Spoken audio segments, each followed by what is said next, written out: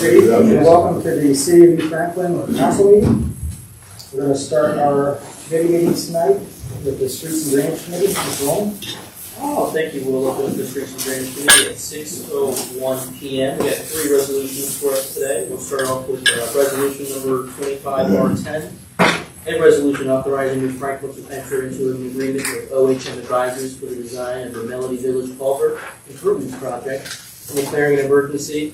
So last year we had a couple 100-year rains, and Melody Village residents were impacted quite a bit. I do believe the mayor, Mr. Kepler, and Mr. Powell, no, not Mr. Powell, Mr. Wolf went up to Melody Village and took their own eyes out there. So I think if anybody wants to add any input about what they saw, about when they went up themselves before they continue or anything about that. I was not able to attend, unfortunately. No problem. Well, we had 4 culverts. We handled one of them separately, which was a little bit more in distress. And that left Nocturne, Tempo, and Rhapsody Lane. So they're all going to need to be replaced. The cost estimate is $797,000 for all 3. We applied for OPWC, Ohio Public Works funding, this year. They would provide 50% of that cost. We came up 10 points short. And when I say 10 points short, the winning, I think they approved 9 projects. And let me see, how many did they approve? 1, 2, 3, 4. They approved 8. The highest score was 116. The lowest score of the ones that were approved was 104. And actually, we missed by 5 points because we were 99. Which we are hopeful that they're not in such distress that they have to be done this year. We're not to cross that culvert if we come to it. But we're going to reapply with OPWC. And if we have the design work done, we get an extra 10 points. So the anticipation is we'll be, I don't know whether the projects will come in, but the perspective is good if we get these additional 10 points. One way or another, the design work is going to have to be done at some point. So their cost on this is $49,950, and we ask you to move forward with that. Thank you. Does anybody have any other things over resolution 24R10? When I first saw it, I thought it was kind of high, but then I realized after reading it was for 3 different locations, which then it's a pretty good value. We're getting 3 of them designed for that cost.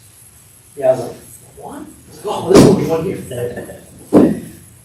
All right, we'll move on to resolution number 25R11, a resolution authorizing New Franklin to enter into an agreement with OHM Advisors for the design of the South Turkey Foot Road resurfacing project and declaring an emergency.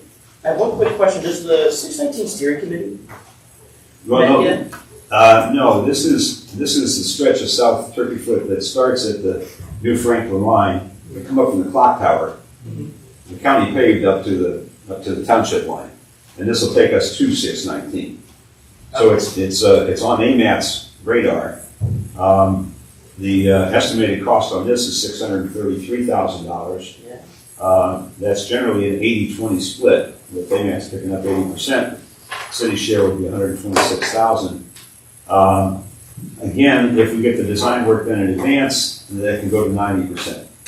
And the design work is going to have to be done regardless, but $63,000 savings. So the cost of this proposal to do the design work for that stretch is $19,500 for OHM. We'd like to move on with that one if we can. Does anybody else have any questions or comments? So one of the questions I was going to ask is, at work we've been kind of noticing this winter's been really rough on the roads. And a lot of the roads down here, they get designed to what they consider an ODOT spec, which really is kind of the minimum we have to put in. Have you given any thought to maybe looking at increasing some of that as far as the design and stuff, or is there a benefit to do that if we can get some additional life out of the roads? We'd have to identify what specific roads first, right? Well, yes, now I'm talking about our space design, our spec that we use internally, because I'm assuming we just go with the ODOT spec and then we have our roads designed for paving and so on. If we look at where the failure points are of our roads, well, we may want to look at maybe beefing that up a little bit so we're not just doing bare minimum and doing something above and beyond to make these things last longer. We're seeing roads north of here that are failing that aren't even very old, they're 5 years old. It's just from the freeze-thaw cycle, where we had a really wet December, which saturated the ground, and then we automatically rolled into this freezing, which heaved a ton of roads, and it's been really rough this year. So not necessarily It wouldn't necessarily. the fact of design, basically, what the components of that design are gonna be, is that what we're Yeah, what talking our about? specs are. So right now, when OHM or whoever does the design for us, they're designing to an ODOT spec, which has minimum thicknesses and stuff like that, and it's just that it's minimum. It's the bare minimum you need to do to meet ODOT specs. And it may be worth a conversation with them as to what they're seeing in their experience, as to what's failing. Is it the underdrain that's failing? Is it just a two off, two back on that's failing? Where is that failure component happening? And maybe we look at improving that certain part of that spec to try to make our roads last longer. I'm gonna guess that perhaps that might result in a more expensive product. It will, Okay. but And with AMAX paying 80%, do you expect they'd be willing to pay 80% of that increased cost above what they normally would budget? no. But if it's a nominal upcharge, is it worth it for us to pay that nominal upcharge if we're going to get an extra 5 or 10 years out of that road? Because the cost of doing a road over again is pretty expensive. We can extend the life of that. And just like one of the next resolutions we're going to be seeing is for the PCI, the pavement condition index. So that basically grades your roads and gives them a grade, and you set your scheduling based on that grade. If you can make those roads last longer, you're stretching out the program even longer. Yeah, we're familiar with the ratings. This will be our third time around on those. And perhaps that's a conversation we can engage those ratings folks in. Yeah, I just wanted to throw that out there just for food for thought, so we can Yeah. start maybe thinking about that as we start seeing more of these come in. Maybe that's something we want to talk with the road superintendent and the engineering folks and see if there's an easy fix to improve this. That's it. Mr. Brock. Thank you. Anything else? On the previous resolution, did you want to waive the 3 on that? Yeah, I was going to go overall. We'll go up with resolution 24R12 now, a resolution authorizing New Franklin to enter into an agreement with the pavement management group for pavement management services and declaring an emergency. As Mr. Powell started off, this is more or less for the pavement condition index. I was on council when they previously hired this company, but I had spoke with Mr. Kepler and other council members that were here, and it seems we were highly satisfied with their services last time. This company's only grown since then, so I'm kind of excited. This year we got a 10% off discount, so it's only $27,000 this year, which is also nice to see. And then, I looked at this and I go, $27,000 for this? Tell us what roads to pave, and after reading everything, I go, wow, it's just more than that. They have a lot of big marketing terms, these AI data-driven insights, but it really goes over the 260 center lane roads. They're going to be going over providing those PCI indexes, which really helps our streets department, make decisions in the future of how to tackle, like Kevin was talking about, which roads to go after first, how to most efficiently keep the city in line with what everybody expects. Does anybody else have any questions or comments? When's the last time I did that? 22. 22. Anyone else? We comfortable waiving the 3 on all the resolutions? Or any individual? We will close the Streets and Drainage Committee at 6:09 p.m. Next, we're going to go to the Finance Committee. Mr. Cox.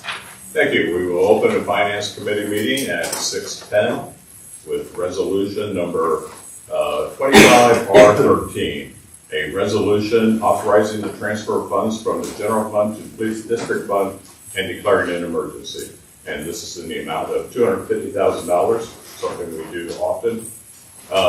Ms. Cook, I had a couple people ask me in the last couple of weeks about this. And I know you've discussed it before, but I wasn't able to give them a good answer. I just told them, yeah, that's what we do. Why do we do it like this as opposed to making just one? We have the last 2 years, we did 7 and 23, 6 and 24, and they both equal $1,450,000. So why do we have to split it up so much? Well, I mean, we could do it it's possible to do it in different chunks. However, we've always done it in those, about 200,000, 250,000, because obviously to try and transfer $1,600,000 at one time to the police fund would drain the general fund, so obviously we don't want to do that. So we do it generally on a regular basis. After like February, then the police department starts getting some of their monies in from the county for property taxes and things of that nature. So we kind of just go with the flow of how that money is coming in and continue to add. Back in the day, and when I say back in the day, it would be, you guys are still here. We did it. We didn't always do the total amount that we budgeted. We saw where we were at the end of the year and decided, okay, well, they've got a good carryover. They've got enough money. We don't need to transfer it all. That doesn't happen much, as you know now, but that's kind of the history. Okay, perfect. And on this one, we have an effective date of January 31st. None of the other 13, 14 of them had an effective date. Why do we have an effective date today? There's a good reason for the effective date, because the last one we did was for February, but we hadn't closed January yet, and the receipts weren't all in, and I found that they would be in the negative if we did not do this retroactively. So that is the reason. Okay. And we're not allowed to do that. We're not allowed to do it. We're not allowed to end in the negative. All right. Any other questions, comments? Comfortable waiving 3? We will close the Finance Committee meeting at 6:12. Thank you, Mr. Katz. Sorry, I do have a question about that, just for clarification. So the fire is largely funded by levy. So the theirs goes directly into that account. That's why we're not doing regular transfers over to there. That is Whereas correct. comes under this. That is correct. I'd like to call to order the regularly scheduled meeting of the City Council for February 19th. With this 1 minute pledge of allegiance. Allegiance to the flag of the United States of America and to the republic for which it stands, one nation, under God, indivisible, with liberty and justice for all. Thank you. Call roll, please. Mr. Cox? Present. Mr. Schaefer? Present. Mrs. Jones? Present. Mr. Powell? Present. Mr. Stiles? Present. Mr. Wolf? Present. Mr. Almond? Present. Thank you. I'd like to get a motion for the approval of the minutes of the regularly scheduled meeting for February 5th. We have a first, do we have a second? I'll second. We have a first and a second, vote? Mr. Schaefer? Yes. Mrs. Jones? Yes. Mr. Powell? Yes. Mr. Stiles? Yes. Mr. Wolf? Yes. Mr. Almond? Yes. Mr. Cox? Yes. We get a motion for the approval of financials for January 2025, subject to audit. I'll make a first motion. We have a first and a second, Kelly? Mrs. Jones? Yes. Mr. Powell? Yes. Mr. Stiles? Yes. Mr. Wolf? Yes. Mr. Almond? Yes. Mr. Cox? Yes. Mr. Schaefer? Yes. All right. Next is going to be public comment. If you would, if you have any public comments, please address council. State your name, your address, and you have 4 minutes. Anybody? All right, seeing none. Move on to our first resolution, Resolution 25R10, Kelly. A resolution authorizing New Franklin to enter into an agreement with OHM Advisors for the design of the Melody Village Culvert Improvements Project and declaring an emergency. This resolution was assigned to the Streets and Drainage Committee. I'd like to make a motion to waive the 3. Second. For the first and a second. Mr. Powell? Yes. Mr. Stiles? Yes. Mr. Wolf? Yes. Mr. Almond? Yes. Mr. Cox? Yes. Mr. Schaefer? Yes. Mrs. Jones? Yes. I motion to adopt resolution number 24R10. Second. For the first and a second. 25R10. Mr. Powell? Yes. Mr. Stiles? Yes. Mr. Wolf? Yes. Mr. Almond? Yes. Mr. Cox? Yes. Mr. Schaefer? Yes. Mrs. Jones? Yes. Resolution passes 7-0. Resolution 25R11. A resolution authorizing New Franklin to enter into an agreement with OHM Advisors for the design of the South Turkey Foot Road resurfacing project and declaring an emergency. This resolution was assigned to the Streets and Drainage Committee. I motion to waive the 3 readings. Second. We have a first and a second. Mr. Stiles? Yes. Mr. Wolf? Yes. Mr. Almond? Yes. Mr. Cox? Yes. Mr. Schaefer? Yes. Mrs. Jones? Yes. Mr. Cobb? Yes. I motion to adopt resolution number 25R11. We have a first and a second. Mr. Stiles? Yes. Mr. Wolf? Yes. Mr. Almond? Yes. Mr. Cox? Yes. Mr. Schaefer? Yes. Mrs. Jones? Yes. Mr. Cobb? Yes. Resolution passes 7-0. Resolution 25R12, Kelly. A resolution authorizing New Franklin to enter into an agreement with Pavement Management Group for pavement management services and declaring an emergency. This resolution was assigned to the Streets and Drainage Committee. I motion to waive the three readings. Second. We have a first and a second. Mr. Wolf? Yes. Mr. Almond? Yes. Mr. Cox? Yes. Mr. Schaefer? Yes. Mrs. Jones? Yes. Mr. Stiles? Yes. Mr. Cobb? Yes. I motion to adopt resolution 25R12. Second. We have a first and a second. Mr. Wolf? Yes. Mr. Almond? Yes. Mr. Cox? Yes. Mr. Schaefer? Yes. Mrs. Jones? Yes. Mr. Stiles? Yes. Mr. Cobb? Yes. Resolution passes 7-0. Resolution 25R13. A resolution authorizing the transfer of funds from the general fund to the police district fund and declaring an emergency. This resolution is assigned to the Finance Committee, and we move to waive the three readings on resolution 25R13. Second. First and a second. Mr. Almond? Yes. Mr. Cox? Yes. Mr. Schaefer? Yes. Mrs. Jones? Yes. Mr. Powell? Yes. Mr. Stiles? Yes. Mr. Wolf? Yes. We move to adopt resolution 25R13. Second. We have a first and a second. Mr. Almond? Yes. Mr. Cox? Yes. Mr. Schaefer? Yes. Mrs. Jones? Yes. Mr. Powell? Yes. Mr. Stiles? Yes. Mr. Wolf? Yes. Resolution passes 7-0. Next, we're on to the mayor's report, our favorite part of the meeting. I was wondering, just wondering. It's no thing. Okay, not much. Polar bear jump. I understand that the council as a whole has entered a team, and all 7 council members will be jumping. Only if the mayor does. I I think you have to go first of all. Anyway, that's Saturday. It starts at noon, and if you haven't, well, most of you have been there. And it's blessings to all the departments that help out with that, and the charities that are helped. So that's a great event for here in Portage Lakes. And boy, good Lord willing, the next polar bear jump, they'll have somewhere warm to come up to, because we should have the visitor center by then. Yeah, those are the types of events that they're just going to shine. That center's going to shine a brighter light on. The Sister Park meeting was last night. We had pretty much a full room, and it was streamed.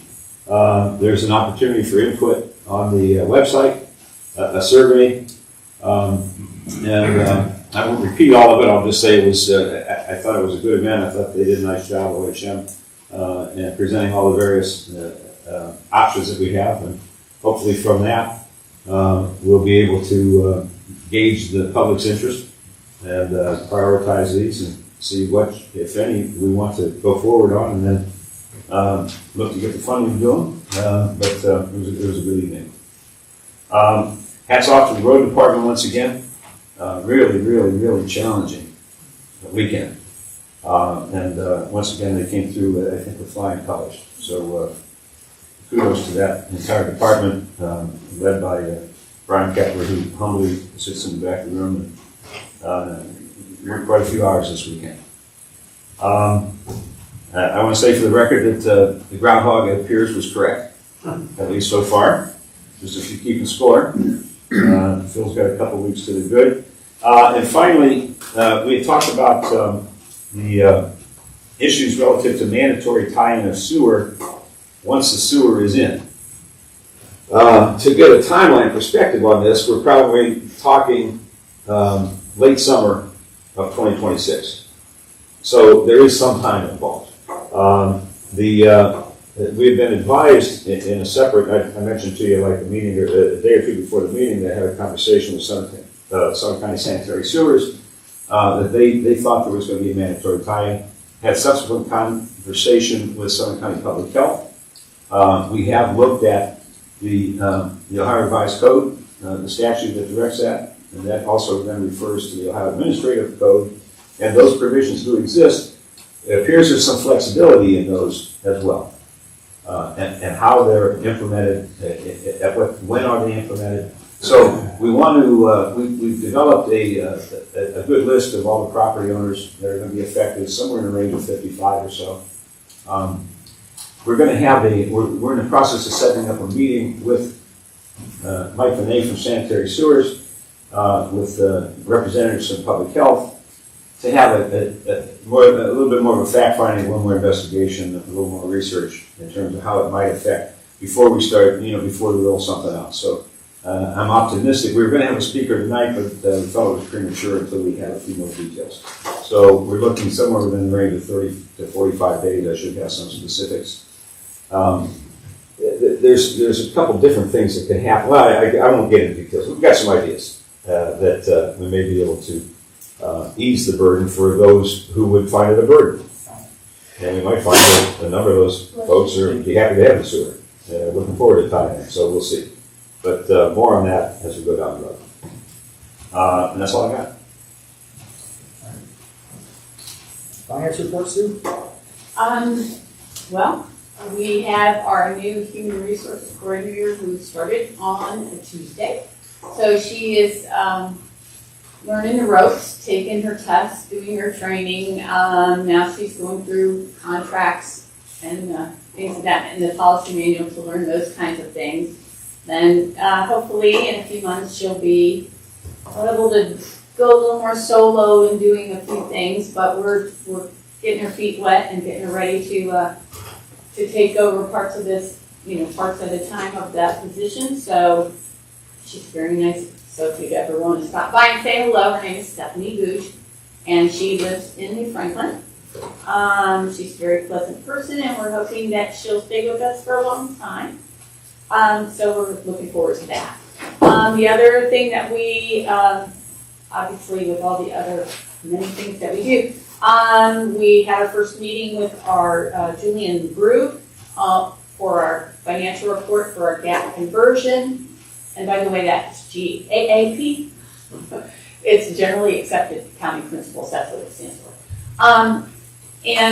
So they've given us our list of the things that we need to get together with them so they can start doing that. We've sent them some of those things, and they have to have that done before the end of May.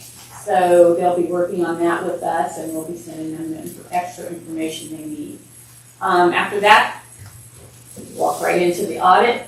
They'll be asking for information as well, but that's kind of the normal stuff. Keeps us hopping, but that's our job. And that's all I have right now. Thank you. Old business?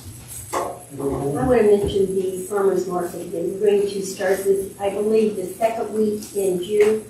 This year we're going to start as opposed to, I think we did later last year because we were just getting our feet wet at it. We're going to start a little bit earlier and go through September this year. Thank you. I'd like to just comment on, Mayor, looking into the mandatory times and stuff. Thanks for carrying that forward. It'd be nice if we maybe, after we have it, maybe some sort of a memo of understanding between us and the health department, just so it memorializes whatever was decided. In case there's any administration changeover with the public health or something, just gives us something to kind of fall back on. We're pretty good at that. We'll make sure we do that with this one, as we normally do, but I appreciate the reminder. Another thing we're going to touch on is... I did this for a while. Well, I know, but I'm just... 38 years. Another thing is, you mentioned the last meeting about the Clinton fire. So we do have a meeting set up on the 27th to start talking to Clinton about that. Yes. We'll bring that information back to council.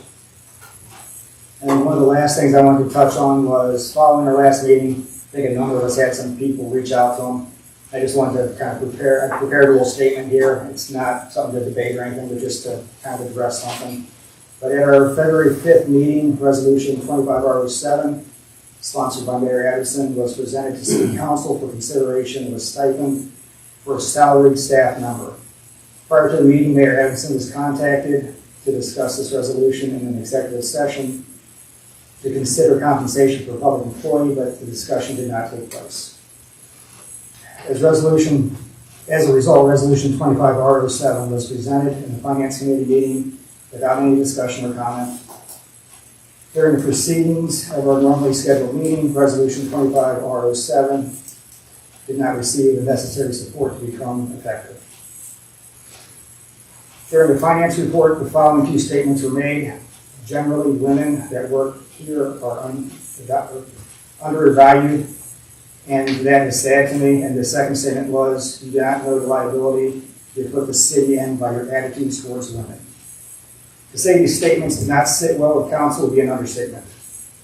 These comments insinuated that council is participating in discriminatory actions based on gender, which is simply not true and unfounded.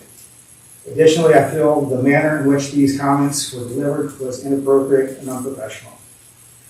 City Charter clearly states that sections 3.05, powers of the mayor, and 4.15, council relationship with administrative officers. Staff works for the mayor, and council has very little interaction with staff. Council's role is to set compensation, which we base on merit and skills. So I just want to make sure that we address that, because, like I said, a number of us received comments, and it was not well received. So that's what I have to say. Moving on to new business. That's a new business. We have a public hearing tomorrow here in council chambers at 6:30 for some zoning changes are going to be presented. So let your neighbors know and get out here and attend the meeting and give your input. Any other new business? I do.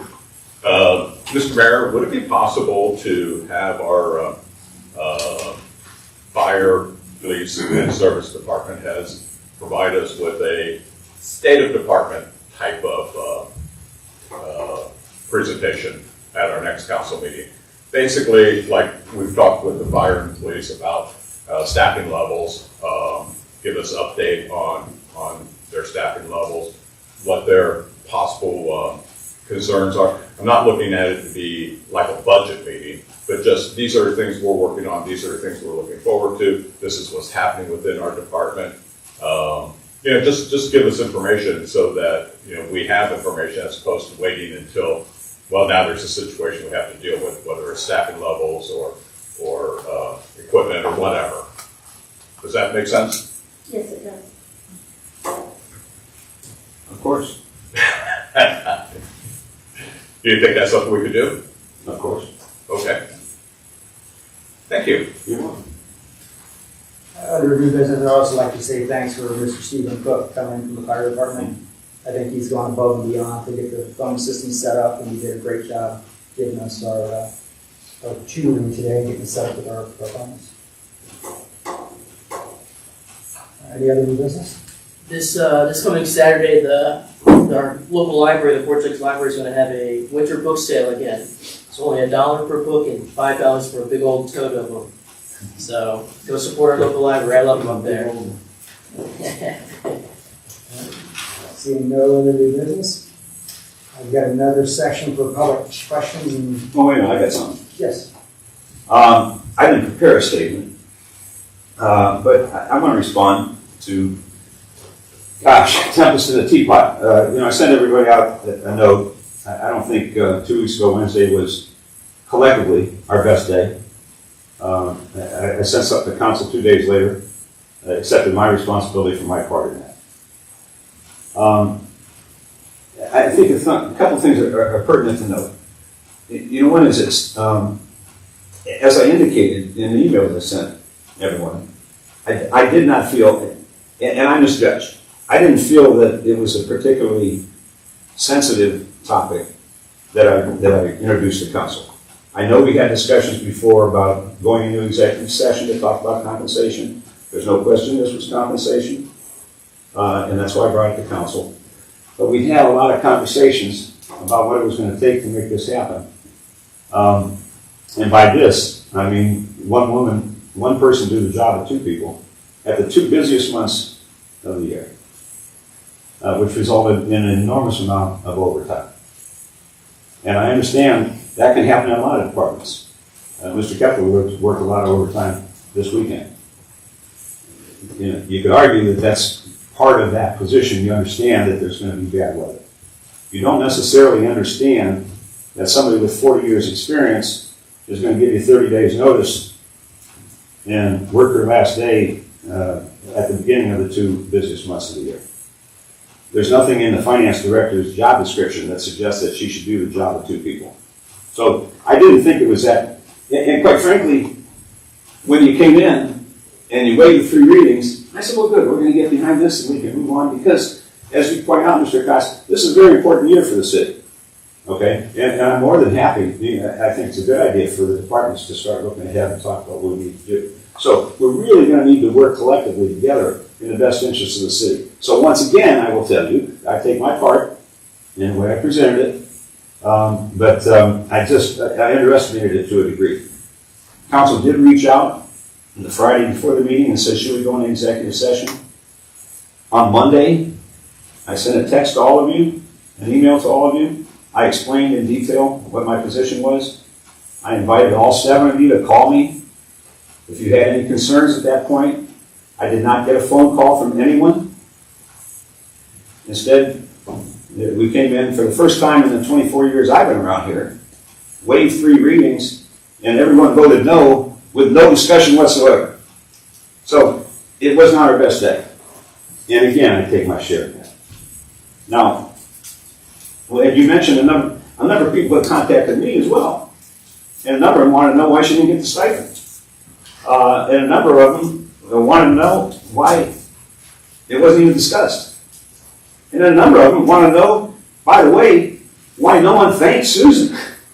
If you didn't want to pay her, perhaps you could have thanked her. Now, I know I'm not trying to raise tension with us. Because that's not the point. You know, business is business. Okay? Everybody sitting in this room wants what's best for the citizens. And I want to move past this as best we can. But, you know, granted, you know, the comments, I respect the fact council has the right to make those comments. I guess I'll say this too, finally. On behalf of, well, I will tell you that, you know, emotions run strong and people say things out of emotions. And part of what I heard was the same thing, maybe you haven't heard it, that I've heard for 7 years from many of the women who work here at the city. That they feel that they're not treated the same way as the men. It just so happens that the vast, vast majority of our police department, our fire department, and our service department are men. And it just so happens they're all union. And as a result of that, they get raises that aren't based to any degree on merit. But when it comes to the administrative staff, which just happens to be, with the exception of Barry Gano, all women, they've had to come in and fight for their raises. And it's been all about merit. Is that a good thing? Is that a bad thing? That's not the point. Perhaps you can see how they may feel. Okay? You know, everybody grumbles at work. But so this was not, I wasn't shocked to hear that comment. That wasn't a comment unique. I'm not trying to speak for Mrs. Cook, to her, but I've been hearing that for 7 years. Yeah, I've shared with you folks some of that too. So, you know, I would, I do want to say this also to Ms. Wolf, that it was, you know, I indicated then that we would go in, I would ask for an executive session, we'll have a conversation about this compensation, and I'll let you share your thoughts with me. If you're inclined to do that. I know Mr. Wolf wasn't going to be here, and I did call Mr. Wolf, and he didn't get a chance to call me back, and I had no intention of going into it. It's easy for me to say this, but I haven't liked it yet. I had no intention of going into executive session tonight. My intention was to wait until Mr. Wolf got back. So I apologize to you, Mr. Wolf, if we cut your vacation short in that regard. I mean, everybody can tee off at this point if you want to, but I just felt compelled to put some of this stuff, as I used to say, on the record. And would be, perhaps it would be a good idea for us to go into executive session to discuss compensation of a public employee, unless you have that conversation out here as well. I leave that up to council, so. I've already let Kelly know we'll be having an executive session. That's all I got. Seeing no other new business, move on to public comments. If anybody has anything they'd like to say that they've heard in the next meeting, please feel free to address us. Seeing none. We do have a need for executive session to discuss the compensation of a public employee. Our next, I need a motion to enter that, but before that, our next meeting will be March 5th at 6 p.m. here at City Hall. Do I have a motion to enter executive session? One second. Do I have a first and a second? Mr. Cox? Yes. Mr. Schaefer? Yes. Mrs. Jones? Mr. Powell? Yes. Mr. Stiles? Yes. Mr. Wolf? Yes. Mr. Almond? Yes.